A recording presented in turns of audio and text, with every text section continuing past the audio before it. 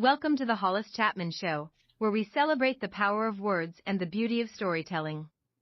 Join us every week. We have conversations with authors and small business owners. We have exciting lineup of guests who will take us on a literary journey like no other. Join us as we delve into the world of authors and small business owners from diverse backgrounds and cultures, each bringing their own unique perspective and voice to the table. From thrilling memoirs to captivating fiction and business startups, our guests will share their stories, their struggles, and their triumphs, offering us a glimpse into the rich tapestry of human experience. Immerse yourself in the magic of words and discovery as we explore the global literary landscape together. So grab a cup of tea, cozy up by the fire, and join us on this adventure of a lifetime. The Hollis Chapman Show is your ticket to a world of imagination, inspiration, and enlightenment. Don't miss out on the opportunity to connect with some of the most talented and compelling voices in literature today. Tune in and let the journey begin. Hello and welcome to the Hollis Chapman Show. I am Hollis. Happy Friday to you. Happy Valentine's Day to you. Thank you all for taking a few minutes with us today. I know you could be doing other things with that significant other, having a great time. Today is Roses Day. This is just amazing. The roses. Go by a Trader Joe's and sit in your car and watch people go into a Trader Joe's, if you have one in your town, and see how many flowers come out of that building. I'm just in awe how much flowers they sell. So today is going to be unbelievable. But one thing about Trader Joe's, though, even though all the ones out here in Arizona, you have a hard time finding parking. That's one thing I don't like about Trader Joe's, is I can never find parking. But Trader Joe's, they sell flowers. And today they're going to sell flowers, they're going to sell roses. So hey, enjoy today, okay? We do have a special guest. Hopefully he can get on in here and talk of his story, talk about his new book, his new novel. Our guest, Building Worlds and Breaking Barriers, right? That's what it's all about. So hopefully he gets it on in here and we can discuss. But again, what are you guys doing on Valentine's Day? Is it a dinner night? Is it just, you're to a point in your relationship where just a little kiss in the cheek and I love you and hug it and go from there? Tell me what you're doing while we wait for our guest to call in. So hopefully he calls in, talk about his book. Very exciting. From humble beginnings, aerospace industry. Our guest is testament to resilience. And when you say resilience, that could be a lot of things. Resilience on a podcast, resilience writing a movie, resilience starting a small business. Resilience is very, very important to all those. Passion, important, all those. Like our guest yesterday, very passionate. Even though he was in his 70s, still passionate about writing books. And he writes a lot of books. Our guest yesterday, I think he's 20, 30 books deep, but he's still very passionate about what he's doing. So you gotta be resilient, versatility, and the power of storytelling. That's all our authors, okay?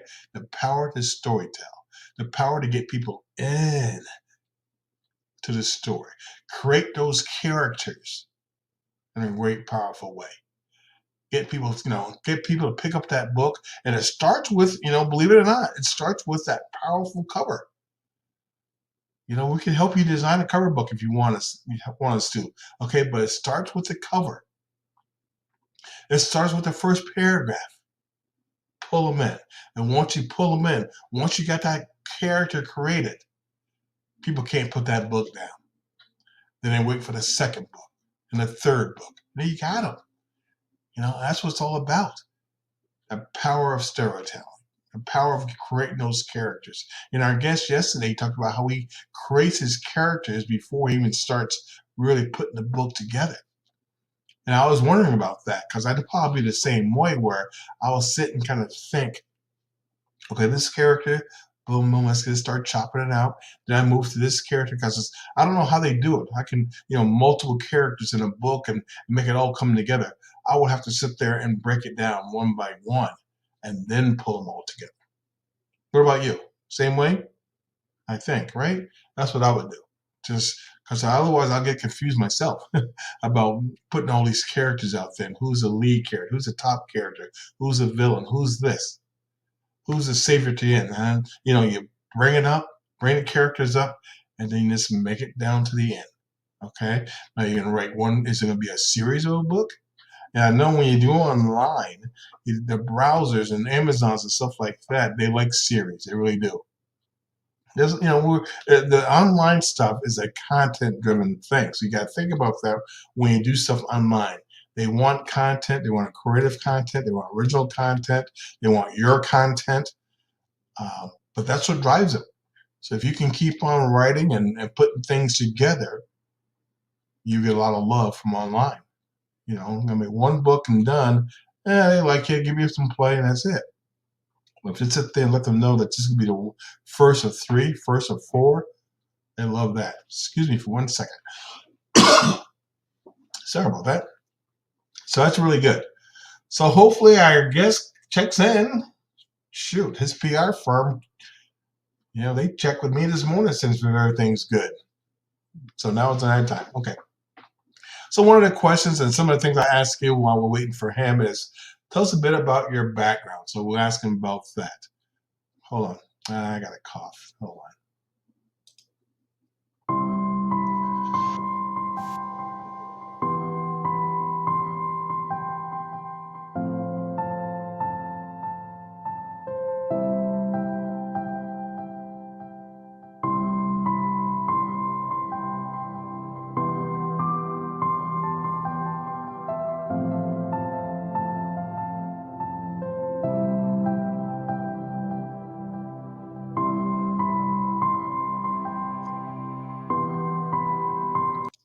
Sorry about that. So I hate when I do things by myself because my throat gets scratchy, got a cough, and I didn't want to have that on the air, so I muted myself. Okay, so a bit about yourself as a writer. I'm just filling time, so excuse me for this, but about a writer. Why did you become a writer? I'm asking this to everybody out there. Why did you become a writer? I think about guests yesterday. He does a lot of children's books and like that. So you want to tell stories to children. You want to have them a good place for them to go and read and stuff, and just have a good time and stuff. And some of those books, and right now, you talk about writing in children's books.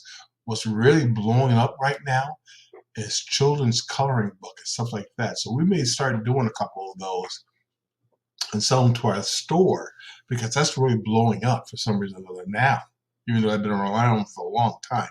So that's kind of weird. But we'll start putting some stuff together, and we'll, again, I think because of AI, where they can get creative very quickly, is the reason why AI children's books are getting real strong, because you can do it quicker than the past. Okay. So, what's the background? What started you writing a book? This was writing a book always in your head, and you just eventually, when life gives you time to put it down and do it. I know some of our authors this week took them years to write a book, to start to finish, because life, things happen, but they stay persistent with it. That's and I'm very impressed with that, because sometimes you can start something, have great intentions, life happens, all of a sudden you put it away and it's gone. A lot of our guests, because a lot of them, they write and put out books and they're not making a living off of that. So they got to go make a living, and writing their books and being an author is their side hustle. So they do that. Okay. So I really admire them, how they can stay with it and keep on going, keep on doing things. And that's what, that's the persistence, and that's the resilience that we need in life. Right now in our countries, things are crazy. I don't talk politics. I won't get specific. Let's think about it. Things are crazy out there. So we got to be resilient. To me, Hollis Chapman and the Hollis Chapman Show, we don't worry about our little community. We don't worry about taking things ourselves and let it grow from there. I really can't do a lot what happens nationally, what happens in Washington. So I'm going to try to take care of Tempe, Arizona, and then move from there. and hopefully we'll